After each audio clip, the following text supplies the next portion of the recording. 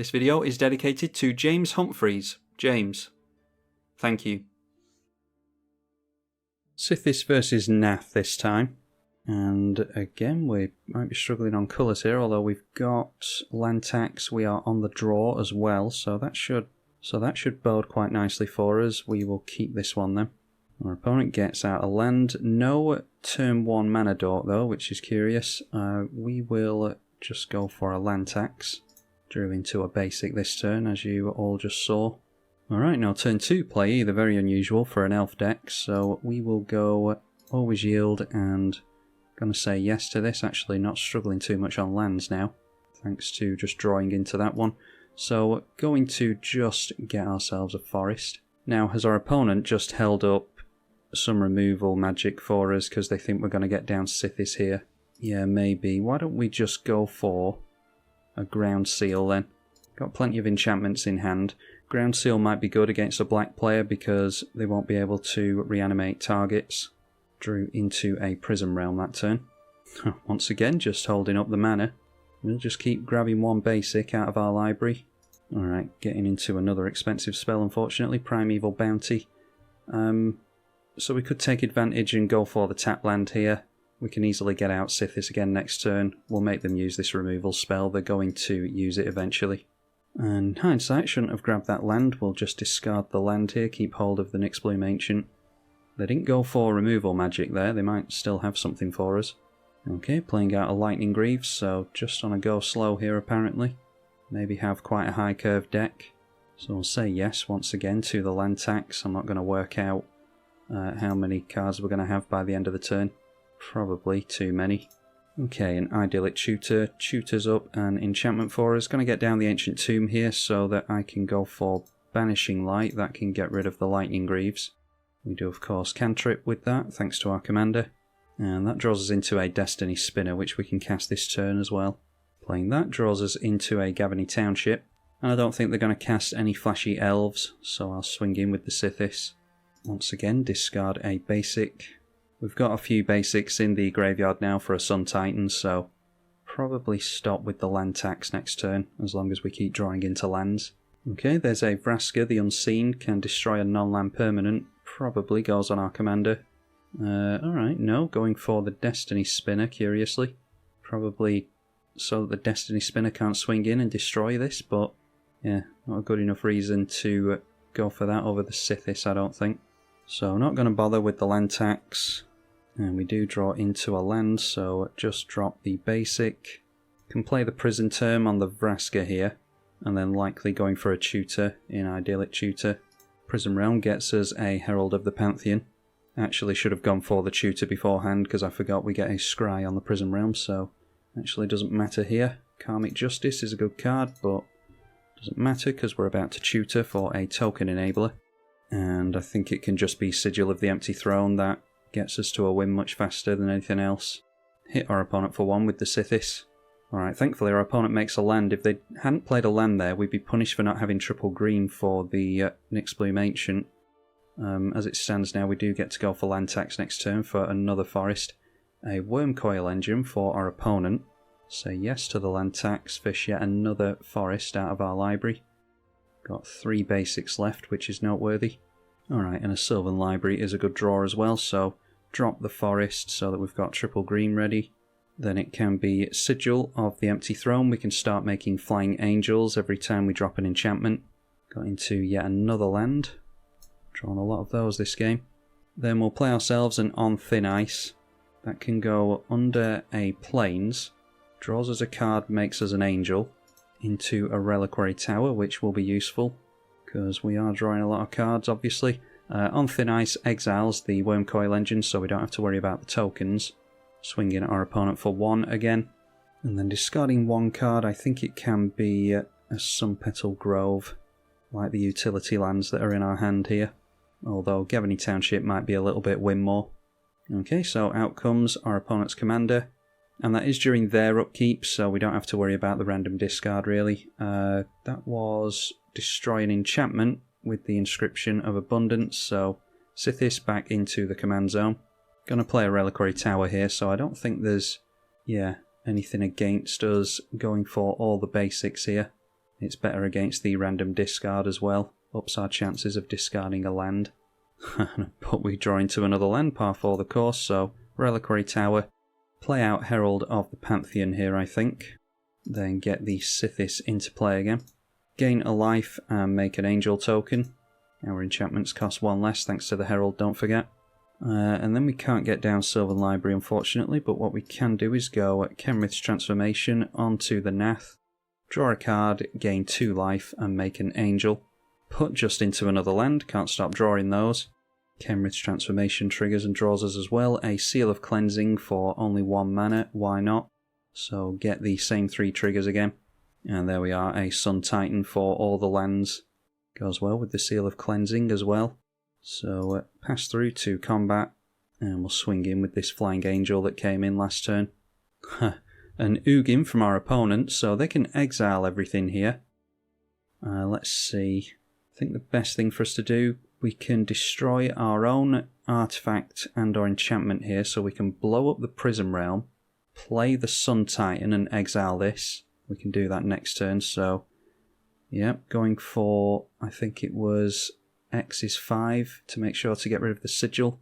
So we'll go for that play that we were talking about. We're going to give them a back of Vraska here, annoyingly, but we're not going to have anything for them to blow up anyway.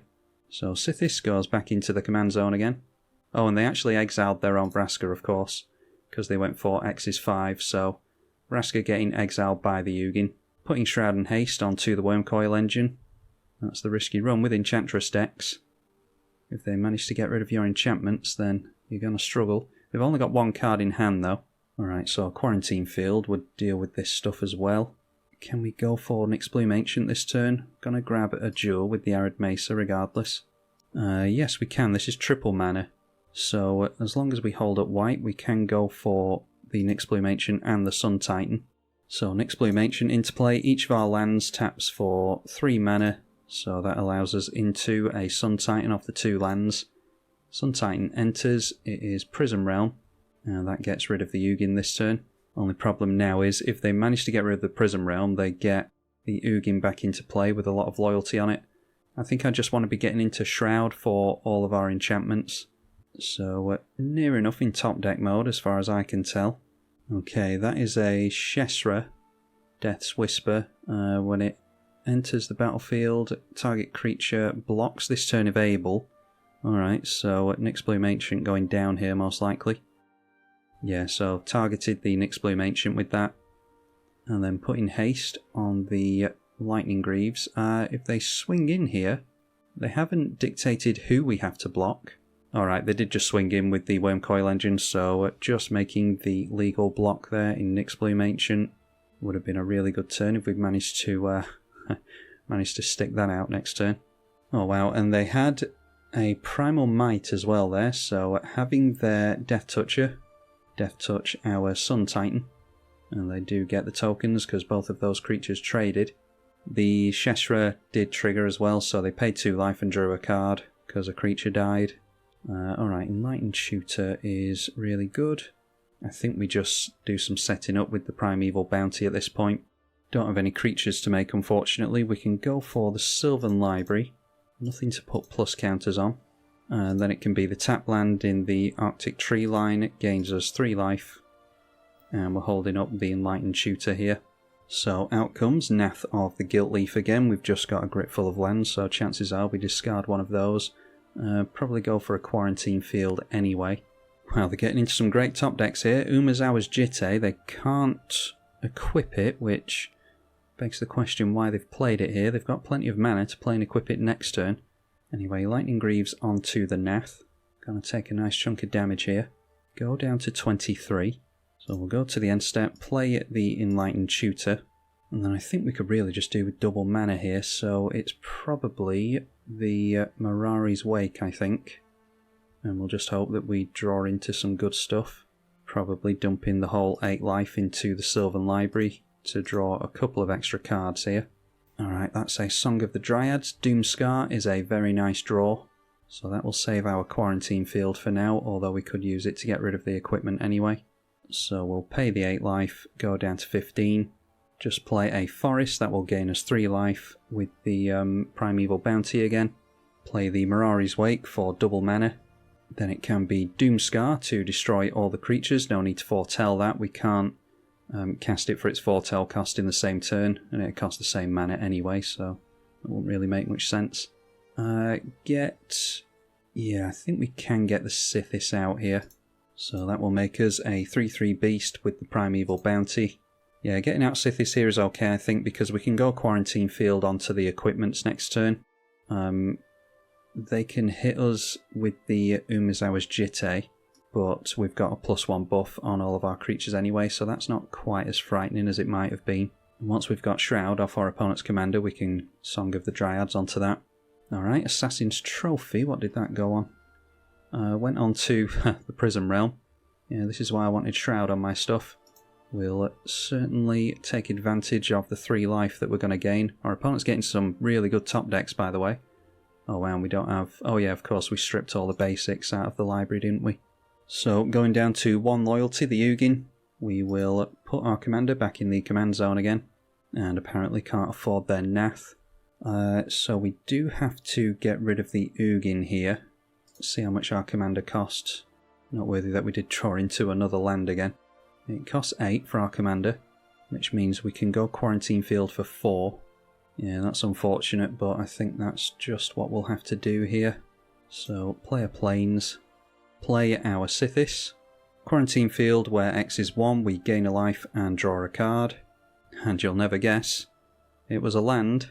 So Quarantine Field pointed at the Ugin because it can just Lightning Bolt our Sythis next turn. Sure, they've got plenty of enchantment removal left yet. It is an elf deck potentially, although I'm not sure it is an elf deck in all honesty. Might just be a control build. They just top decked a land, so maybe just seeing the Nath here. We were forced to use our Quarantine Field there, so yeah, can't actually enchant the commander thanks to the Lightning Greaves. Swinging in at us for 4 commander. Alright, finally, an Eidolon of Blossoms getting to another Enchantress.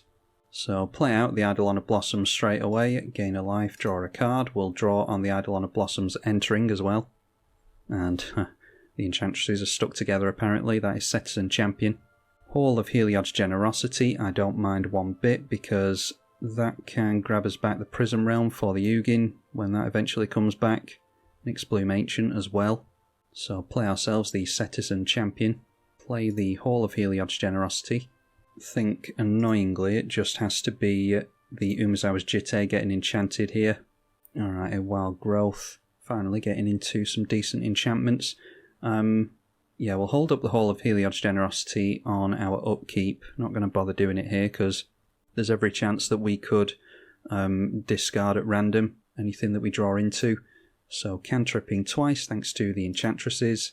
And finally, a little bit too late, but getting to the Sterling Grove. So that means it is Wild Growth onto the Temple Garden.